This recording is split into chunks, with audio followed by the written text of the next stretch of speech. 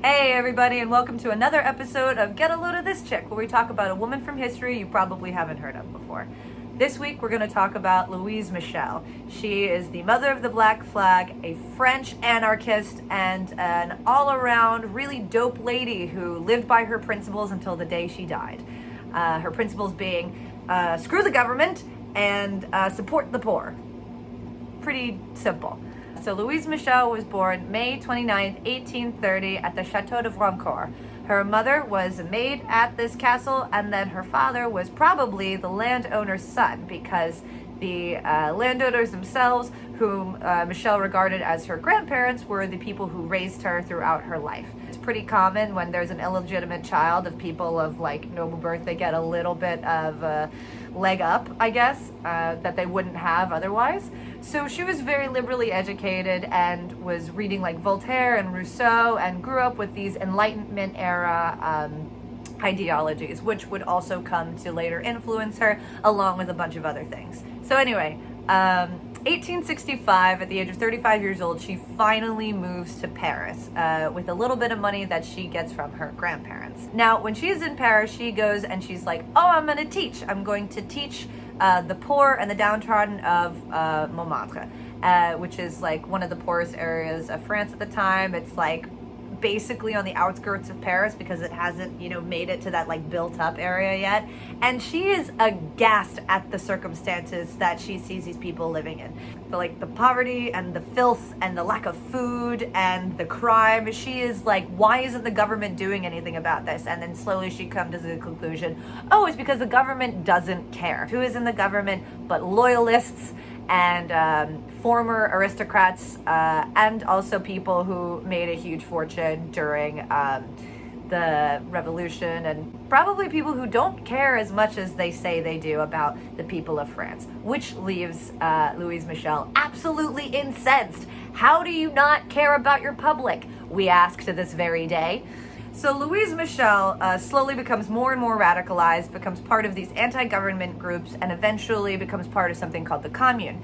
March 18th, 1871 is a very, very big day for Louise Michel because it is the day of the Siege of Paris. So everything came to a head for Louise Michel, and exactly what she was going to help or what found her purpose as a anti-government leader and an anarchist is the Paris Commune. Now, in the 1860s into the early 1870s, there was the Franco-Prussian War, which was basically the French and the Prussians, Germans essentially, fighting for control over Europe. Now, at this point, the Germans had essentially kind of encircled Paris themselves, and the French government, to the French National Guard and a lot of the working class, wasn't doing enough.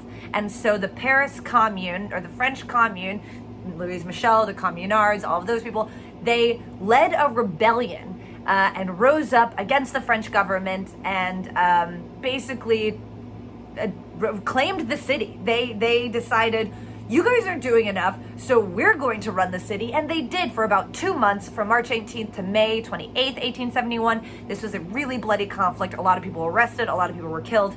But what basically happened was the French government took back the city and pissed off a lot of people in the process, because as I had mentioned before, the aristocrats, the rich, they didn't care about the poor working class, and they certainly didn't care about them now that they had actually openly rebelled against them. Really? They're going to be upset? Have you tried providing them with living conditions that aren't archaic, maybe? French government. So Louise Michel, as a woman, was an ardent feminist, and sure, she organized hospitals and food drives to the poor, and she taught them, but she was also an ardent fighter. She believed in equality in a way that was like, if you're going to put yourself on the front lines, I'm going to put myself on the front lines. The fact that she was putting her body in the line of fire seems like a really brave thing. But Louise Michel seemed like she was actually very into this, okay?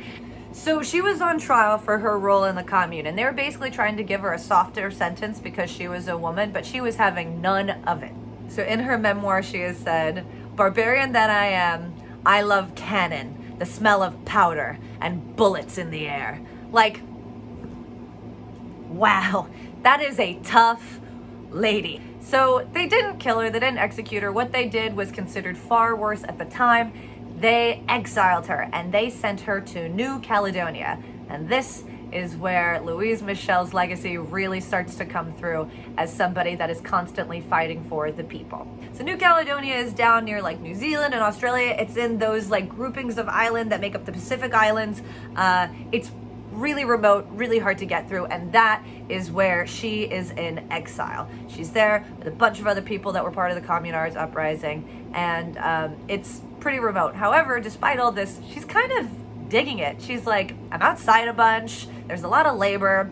She's upset that the female quarters are like better taken care of than the male quarters, which is fascinating because you think that if you're in exile and you're getting a little bit of a better treatment, you're kind of gonna like, oh, thank God I'm not a guy. But no, to her, she was just like full equality. So of course it's an island in the Pacific Islands. Oh, were there people there before the French? Of course, because imperialism. So of course there are indigenous people there. The indigenous people there are called the Kanaks, and Louise Michel takes it upon herself to not only learn a little bit of the language, but to learn a little bit of the ways, the song, the music, and sort of the way of the ways of life of these people. When she was in France and she was just like, I am French, I demand liberty for the French. So she's in New Caledonia and she's just like, the Kanak people deserve liberty of the Kanaks. I'm going to fight for them because this island was theirs before it was ours. So in 1878, while she's in exile, mind you, she went into exile in 1871. 1878, she helps organize the Kanak uprising against the French imperialists and colonizers. She's one of the only French people, by the way, who, while in exile, actually takes up with the indigenous people of the place that she is exiled. Some of the French that are exiled, they side with the French and fight the Kanaks, and she's just like, no, why would I do that? That goes against everything that I have ever preached. When actually questioned about her role in the uprising, she essentially said the Kanaks were seeking the same liberty that we in the commune had been seeking. So she was basically saying, why wouldn't I help them? That's exactly what we were looking for when we were fighting in France. So 1880, an amnesty is finally given to the Communards by George Clemenceau, which essentially means that they're kind of forgiven. Around this time, Louise Michel finds out that her mother is dying, and she requests to be sent back to Paris so she can see her dying mother. Initially, they're like, no. And then she's like, well, if you guys won't let me go back to Paris, I guess I could just give lectures about how I helped organize the commune and maybe teach the Kanaks a few things about using weapons. And they were like, oh, maybe, you know what? Dying? Oh, yeah. That's emotionally probably really hard to handle. So we're going to get you on the first ocean liner back over there if that's okay with you. And she was like, yeah, I thought so. 1880, she basically, the ship that she's on with a bunch of other exiles makes its way to London. And then from London, she makes her way to Paris. When she arrives in Paris, she's actually greeted by crowds of admirers and bunches of people who are like so happy to see her again, and she's celebrated. The legends around her, the lore, a lot of her reputation has really made her its way around the working class, and they are happy to have a champion, not only a champion, but such a fearless champion. Literally within a year of being back, or like within 2 years, she's in trouble with the French government again. So it's not as intense as the Commune, but in 1882, she is arrested for insulting an officer who was beating a man for arguably no reason. The use of excessive force at the time in France is probably indiscriminately used. And so she insults the guy, and then she's put on trial. After the trial, of where she insults a police officer, she gets off pretty easily, but then in 1883 she organized a demonstration to protest the working conditions of the working class. At this time, there are 3 bakeries that are looted during this demonstration. Doesn't go over too well with the French government.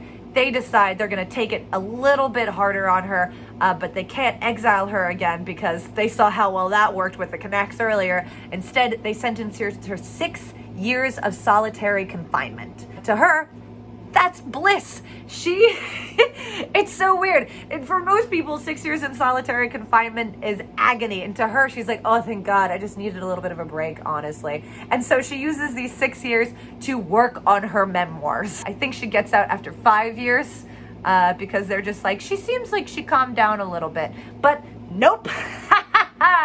Absolutely not. She never comes down. She's Louise Michel. She's back at it again within months of her release. So at this point, the French government is kind of used to this back and forth with Louise Michel. And she is arrested again because she was speaking on behalf of the miners during a miner strike. As you probably guessed it, things got a little out of hand. But rather than arrest her, the French government pardoned and released her. What are you going to do with Louise Michel at this point? Put her in prison again? It seems like she's actually pretty comfortable there, okay? So instead, they pardon and release her. While on trial, they actually asked her to, I'm imagining the judge, do you take part in every demonstration that occurs? To which Louise Michel replied, unfortunately, yes, I am always on the side of the wretched. She's always going to be there fighting for the little guy. And when I say fighting for the little guy, I mean just anybody that's not associated with the government. In 1888, somebody even tried to assassinate her. And while this man was on trial, the government is on her side for the first time, literally ever. She gets shot in the head. The bullet is lodged. She survives. And they're just like, hey, this guy, he shot you in the head. And we're like not huge fans of you to begin with, but like, you want to press charges, right? And she's basically like, no. But that's just who Louise Michel was. She lived by her morals, and as long as you weren't associated with the government, you seemed like you were A-okay by her standards. In 1890, she was arrested for a May Day speech in Vienna, and basically everybody at that point that was part of the French government, law enforcement, anything like that, they had gotten so tired of her. When they tried to release her because they were afraid that she was going to, rally the people in prison, she was essentially like, no, either we all go or I stay. At that point, they were going to try and call her insane to send her to an asylum. At that time, being in an asylum was more of a death sentence than being in prison.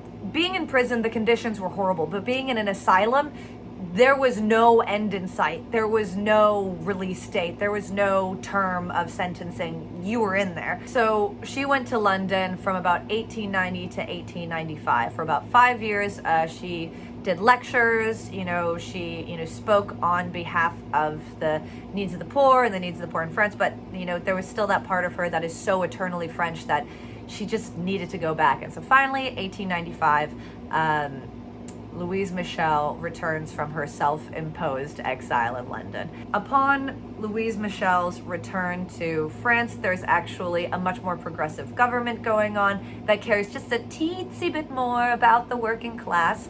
And so she is able to give lectures without having, the government breathing down her neck, like, what are you saying? Who are you trying to rally? What are we gonna have to do with you? So Louise Michel gives lectures and runs around France telling people of the stories of her life up until 1905 when her life ends. She dies and is buried in Paris. Now, her funeral is one of the most well-attended funerals in Paris since Victor Hugo, who was also considered a national hero. She is so well loved and respected by the French, despite being a thorn in the side of the French government for basically her entire life. There are thousands upon thousands of people that attend her funeral, and then there are thousands upon thousands of people that follow the procession to the cemetery where she is buried. So literally, despite being unwelcome in her homeland for her entire life, she, by the end of it, is considered a national hero. Okay, if you're not upsetting people over the course of your life, you will have achieved nothing by the time of your death. The whole point of change is to cause a little bit of trouble, and man, oh man, Louise Michel caused a whole bunch of it. So that was Louise Michel, French anarchist, mother of the Black Flag, and absolutely ardent supporter and fighter for the poor working class of Paris during the Belle Epoque. If you're interested in any of the research that I did, then I will give you 2 books right here, and then go nuts. The Twilight of the Belle Epoque and The Dawn of the Belle Epoque. Those are both amazing books by McAuliffe that are very thorough overview of one of the most vibrant periods of French history. Thanks so much for watching. See you next time. If you like what you saw, you should subscribe and check out a new one.